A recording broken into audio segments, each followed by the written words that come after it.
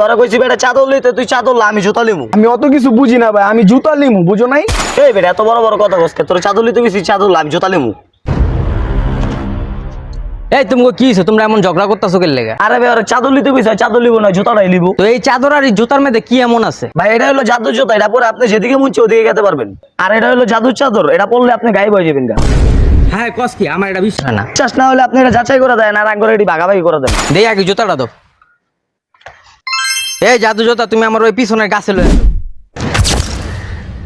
আরে আজব তো, এই জুতা আমার আবার আগের জায়গায় লয়ে যাও।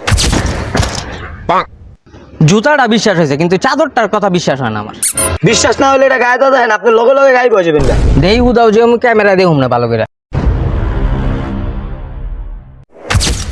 জয় গেল কই?